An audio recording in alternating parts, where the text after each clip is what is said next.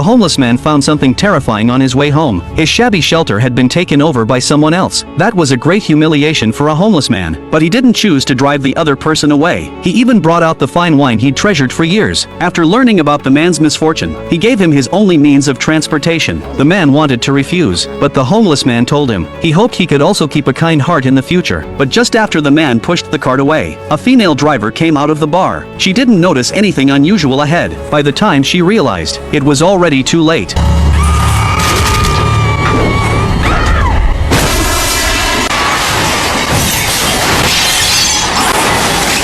The woman was so frightened, she slammed her foot on the gas pedal. The car roared forward, and the man was stuck on top of it. He was dragged along the hood for hundreds of feet, but the woman had no intention of stopping. She glanced nervously at the man beside her, then steeled herself, and slammed the gas again. The man was now wedged against the windshield. She looked around nervously, afraid someone might see her, but then she noticed the man's blood was dripping onto the seat. Daisy, who had OCD, couldn't stand it for a second. She quickly grabbed a tissue and wiped her beloved car in disgust, but because she was too focused, the car accidentally scraped the side of the road. Luckily, she adjusted in time and avoided another accident. Daisy had no idea how long she had been driving. Nick never imagined he'd be dragged for this long. At that moment, a homeless man was being questioned by police. He turned around just in time to see the strange car. He quickly told the officer to look behind him, but the cop thought he was trying to escape and didn't believe a word he said. Meanwhile, Daisy narrowly escaped danger again. Her conscience kicked in and she took the man to the hospital. She planned to dump him by the roadside, but just as she tried to pull Nick out, the hospital's side door slowly opened. Seeing someone come out, Daisy changed her mind again. Terrified, she got back into the car and fled the scene with Nick. Her last bit of conscience vanished from fear. Since she was about to get promoted, Daisy couldn't let this ruin her career. She kept driving with Nick in tow until she reached her own garage. It was already 2 in the morning. The neighbors were all asleep. Daisy hastily shut the garage door, finally letting out a sigh of relief. But how to deal with the body became her biggest problem. Daisy braced herself and opened the car door, but to her shock, the man wasn't dead.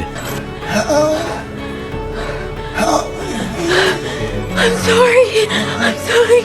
It wasn't my fault. You should have watched where you were going. The man said he wouldn't hold her responsible. He begged her in the name of God to save him, but as Daisy hesitated, she suddenly heard her boyfriend coming home. Daisy panicked instantly. She couldn't let her prince find out, or he'd surely kick her out of the house. She quickly closed the car door and left the garage, trying her best to stay calm. When she saw her prince, Daisy broke down in tears. She told him about the accident and said she ran away because of her upcoming promotion. She cried like a child, but never mentioned bringing Nick home. She only said the man might have been a homeless person and insisted it was because he didn't watch the road. Seeing his girlfriend so heartbroken, the boyfriend comforted her, saying no one would care about a homeless man's life. Hearing that, Daisy finally relaxed, but Nick was enduring unbearable pain. Listening to the voices in the house, a hint of hatred flashed in his eyes. The next morning, Daisy was still sleeping when the news on the radio woke her up. It was about a hit-and-run case. Thinking of the man still in her garage, Daisy couldn't sleep anymore. She quickly grabbed the newspaper. Thankfully, there was no mention of her. But when would this torment end? She picked up the phone,